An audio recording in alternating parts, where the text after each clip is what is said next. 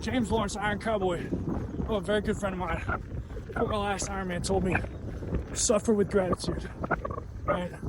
So, what's going on, guys, and welcome back to the channel. My name is TJ LaFavor, and you are watching the Pay Yourself First project. So if you are new here, first and foremost, welcome. Thank you for tuning in.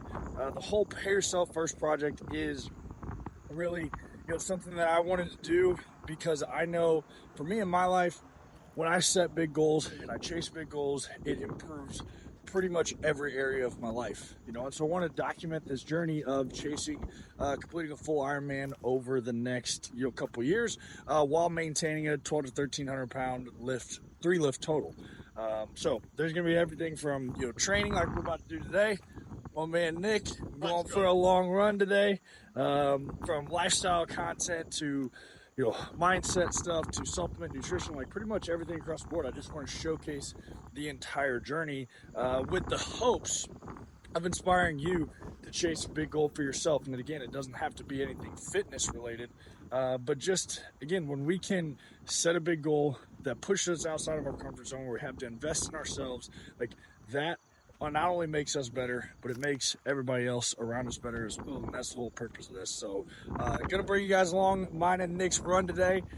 Nick, this is his first long run. I've done a couple half marathons, but have you ever just trained for one? Oh, no. So I'm excited. We're gonna knock out about an hour and a half run today.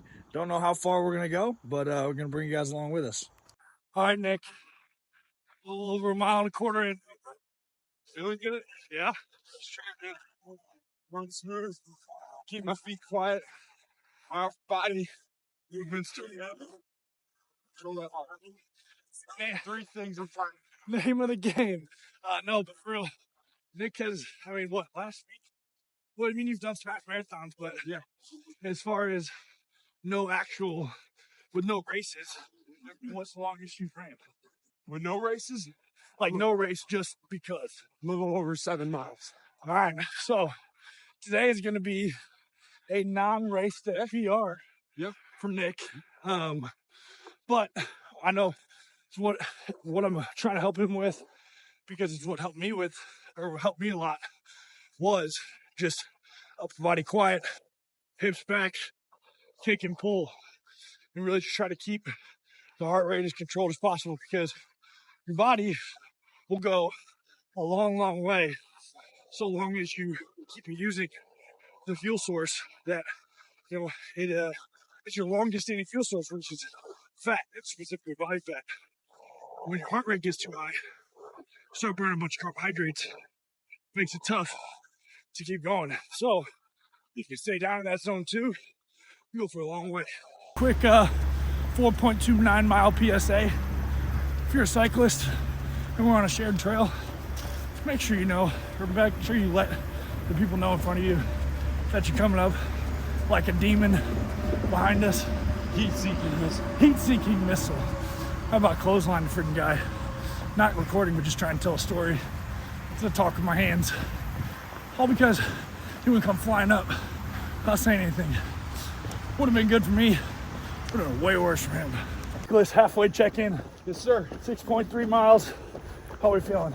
Feeling good. Really just, like you said earlier, focusing on quiet upper body, moving those hands side to side. See? There we go. He actually listened.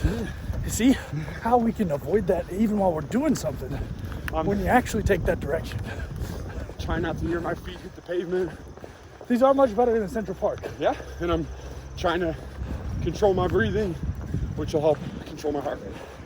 Yeah, doing well. Like I was referencing, and you guys saw in the video last week, we ran in Central Park a little over a week ago.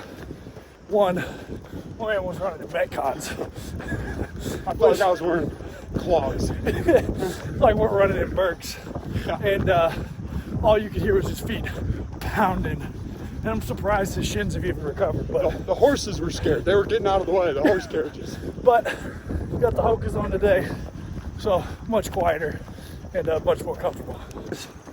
About to close in on 10 miles, which non-race PR for you. Non-race PR. Okay, Yeah. feeling good. But what I want to ask you is, what's our batting percentage on people actually saying hi to us? 35%. I mean, 35% have said hi, 65% nothing. I mean, had some eye contact, no wave though. Just like, okay. I just and some, understand.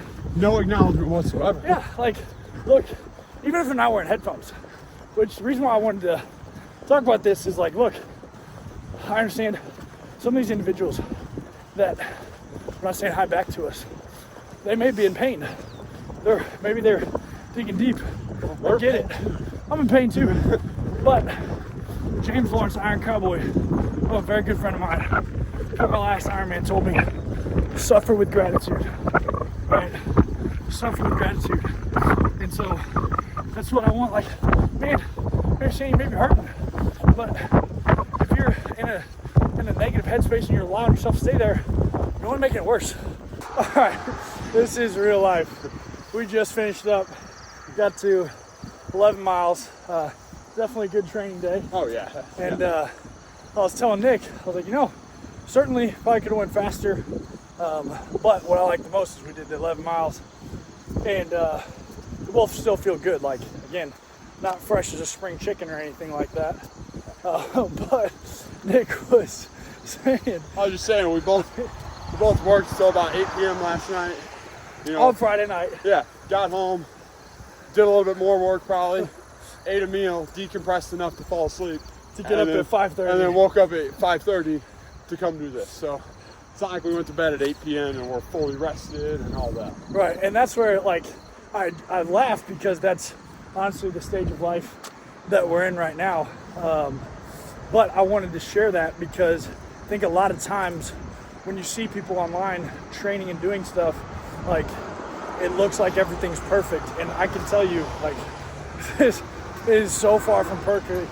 And it ultimately just comes down to making a decision to set a standard for yourself and keep the promises to yourself, And I think one of the questions that I like to ask people that are struggling with self-belief or self-confidence, and Nick knows, he's heard me talk about this before, is like, would you trust someone who lies to you as much as you lie to you?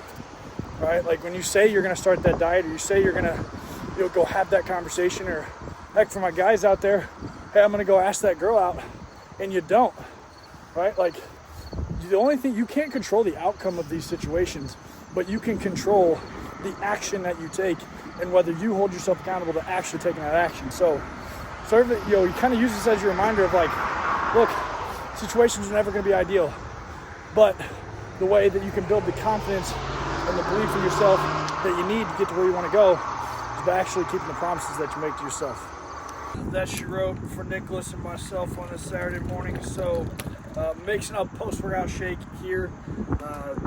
Really, honestly, after a long run like that, the body's beat up, burned quite a bit of fuel on a long run. So what I'm doing here is I'm having a low temperature processed whey protein isolate to really help out with kickstarting that muscle recovery.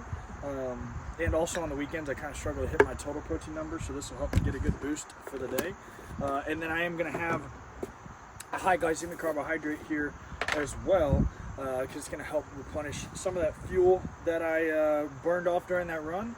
But really, honestly, one of the things that I like the most about it is it just helps me feel better, because when you go and train for a really long time like that, with blood sugar, it's easy for it to drop, and so this helps get it back up, so now I can actually enjoy the rest of my day and feel better. Apparently I got it all over my shirt. But the other thing I want to show you guys too is I take a kind of a tri-blend carbohydrate prior to big runs like this. This is Ultra Performance by First Form, and I really enjoy it for my long training sessions. Like, it's got fructose, it's got glucose, and it has highly branched cyclic dextrin in it. So all three different types of carbohydrates that digest at different speeds. So I've got a quick fuel source, a medium fuel source, and then a more long fuel source, or long digesting fuel source. Sorry, my brain's there. Again, it just kind of helps give you the fuel that you need to get through those workouts. But I'm gonna kill this post-workout shake, and I think Nick's gonna third wheel it with me and my wife to get some coffee. But again, just want to thank you guys made it this far in the video. Appreciate you, following along on this journey. I'm really excited to continue to document this stuff. It's been really cool just to see how many of you guys are already kind of taking on new challenges for yourself, and then obviously bringing Nick in on this. Again, that's the whole purpose of this channel, right? And so if you found value in this, I just ask you like, comment, and subscribe, share the video if you think some of the messages that Nick and I talked about today will be valuable to somebody else. But other than that, hope you guys have a great rest of your day, and I'll see you guys later.